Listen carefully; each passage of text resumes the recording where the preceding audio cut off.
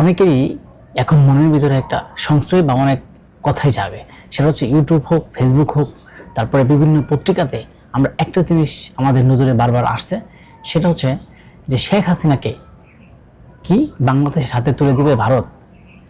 এই নিয়ে ভারত কি বলছে, বা আন্তর্জাতিক মিডিয়া বা আন্তর্জাতিক যে পত্রিকাগুলো আছে তারা কি বলছে, এসব বিষয় নিয়ে আমাদের আজকের আলোচনা।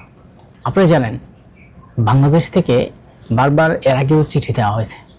বাংলাদেশ থেকে যে আইন উপদেষ্টা আছেন তিনি বলেছেন চিঠি দেওয়া হয়েছে তাকে ফেরত নেওয়ার জন্য এবং বাংলাদেশে নিয়ে আসার জন্য। পররাষ্ট্রমন্ত্রী চিঠি দিয়েছেন।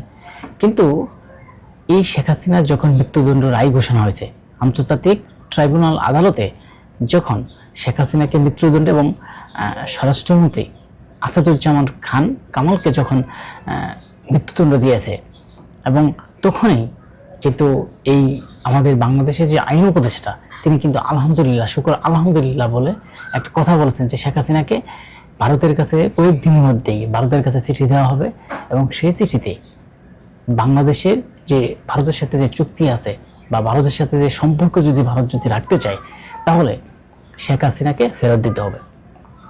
এখন এই নিয়ে ভারত কি বলছে বা আন্তর্জাতিক মিডিয়ারা কি বলছে দেখেন। বিবিসির বাংলার প্রতিবেদনে যে বলছে কৈফিয়তের জন্য চাপ বাড়বে, তবে শেখ হাসিনাকে ফেরত পাঠাচ্ছে না ভারত। কিন্তু শেখ হাসিনাকে পাওয়ার জন্য বা শেখ হাসিনাকে বাংলাদেশে নেওয়ার জন্য যেই আপনার যত চাপই দেখ ভারতকে দিবে, আপনার কি বিশ্বাস হয়?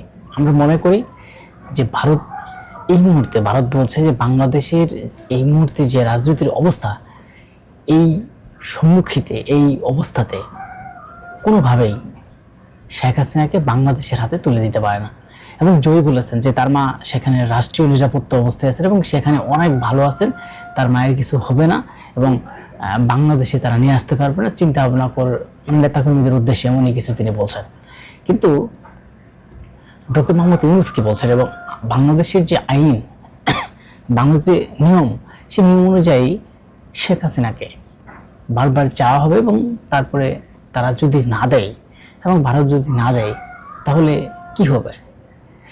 দেখেন, একটা বিষয় হচ্ছে যে একটা বাংলাদেশ থেকে একটা প্রধানমন্ত্রী, মানে সাবেক প্রধানমন্ত্রী যখন পালিয়ে এক জায়গায় আশ্রয় নেয়, হয়তো সেই এখন নিয়ে আসা একটা কঠিন ব্যাপার হবে।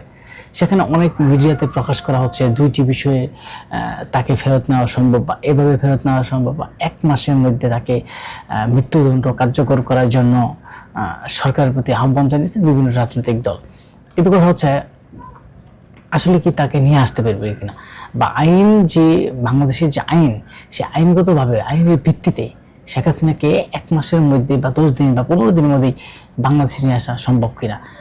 আন্তর্জাতিক মিডিয়া থেকে বলছে, কেউ বলছে যে এটা একটা রাজনৈতিকভাবে এবং শেখ হাসিনার যে মৃত্যুদণ্ড রায়, এটা ভারতের কিছু কিছু লোক বিভিন্ন জায়গায় যে গণমাধ্যমে উঠে আসছে সেটা পাকিস্তানের নাকি হাত, যে পাকিস্তানে নাকি এই বাংলাদেশের সাথে জড়িত হয়ে এই শেখ হাসিনাকে একটা রায় ঘোষণা দিয়েছে, মৃত্যুদণ্ডের রায় দিয়েছে। এর পিছনে নাকি শেখ হাসিনা পাকিস্তানের হাত আছে।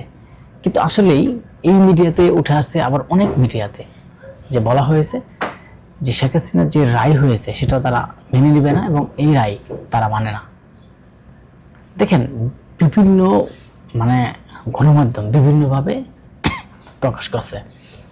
একটা কথা, এখানে যে রায় ঘোষণা করছে শেখ হাসিনার যে আপনার